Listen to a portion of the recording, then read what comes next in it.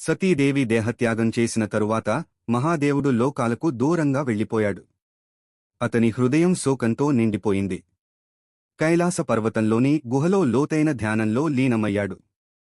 శివుడు మౌనంగా మారడంతో సృష్టిలో సమతుల్యత క్రమంగా చెదిరిపోయింది. ఎందుకంటే శక్తి లేకుండా శివుడు అసంపూర్ణుడు.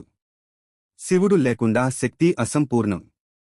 ఆ సమయంలో తారకాసురుడు అనే రాక్షసుడు 3 లోకాలపై భయంకరమైన విధ్వంసం సృష్టించాడు. దేవతలు, ఋషులు, మానవులు అందరూ అతని క్రూరత్వానికి వణికిపోయారు. దేవతలు బ్రహ్మదేవుని ఆశ్రయించగా ఆయన ఇలా అన్నారు: తారకాసురుడిని సంహరించగలవాడు ఒక్కరే, శివుని కుమారుడు. అయితే శివుడు ధ్యానంలో ఉన్నాడు. సతీదేవి మరణంతో ఆయన ప్రపంచాన్ని పూర్తిగా విడిచిపెట్టాడు. అప్పుడు బ్రహ్మదేవుడు మరో గొప్ప రహస్యాన్ని వెల్లడించాడు. సతీదేవి మరల జన్మించింది. హిమవంతుడి కుమార్తెగా పార్వతీదేవిగా అవతరించింది. ఆమె శక్తి స్వరూపిణి. హిమాలయాల మధ్య పెరిగిన పార్వతి చిన్ననాటినుంచే శివునిపై అపారమైన భక్తి కలిగి ఉండేది. ఆమెకు తెలుసు తన గమ్యం శివుడే అని. ఒకరోజు ఆమె కైలాసానికి చేరుకుంది. శివుడు ధ్యానంలో ఉన్న గుహకు ప్రతిరోజూ పూలు, పండ్లు తీసుకువచ్చేది. అతని యజ్ఞాగ్నిని సంరక్షించేది. గుహ చుట్టూ మార్గాన్ని శుభ్రం చేసేది. అపారమైన ప్రేమతో, భక్తితో సేవ చేసేది. కాని మహాదేవుడు మాత్రం కళ్ళును తెరవలేదు. ఏళ్ల తరబడి పార్వతి సేవ చేసినా ఆయన ధ్యానం భంగం కాలేదు. అప్పుడు ఋషి నారదుడు పార్వతికి ఉపదేశించాడు: భక్తి గొప్పది, కాని శివుణ్ణి పొందాలంటే తపస్సు అవసరం. అలా పార్వతి ఘోరమైన తపస్సును ప్రారంభించింది. మంచులో నిలబడింది. వర్షంలో తడిసింది. ఎండలో కాలింది.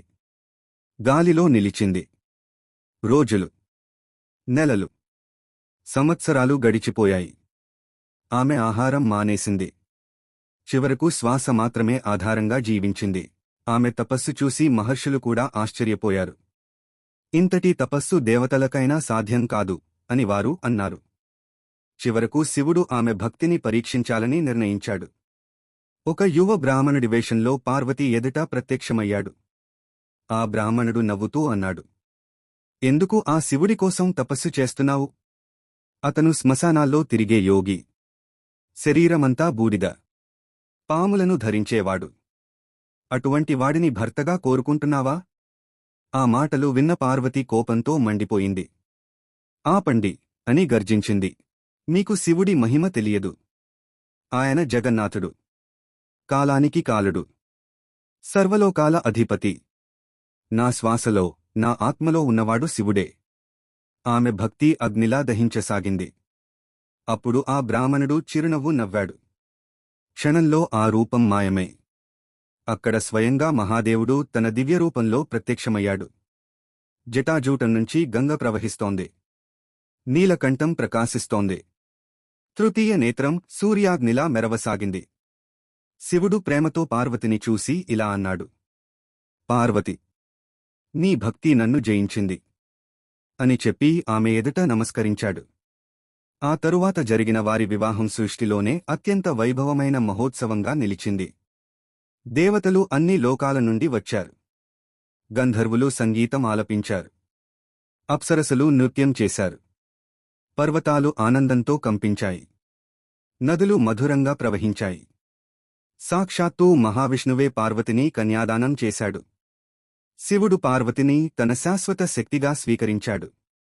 ఆ క్షణం నుంచి వారు కేవలం ఇద్దరు కాదు, ఒకే పరమతత్వం యొక్క 2 భాగాలు అయ్యారు. అదే అర్ధనారీశ్వర తత్వం, శివశక్తుల ఏకత్వం. సృష్టి, స్థితి, లయలకు మూలమైన అనంత చైతన్యం. మా వీడియో మీకు నచ్చితే దయచేసి లైక్, షేర్ చేసి మా ఛానల్ చిన్నారి నీతి కథలుని సబ్స్క్రైబ్ చేయండి. మీ సపోర్ట్ మా తదుపరి కథలకు ఎంతో ప్రేరణ ఇస్తుంది.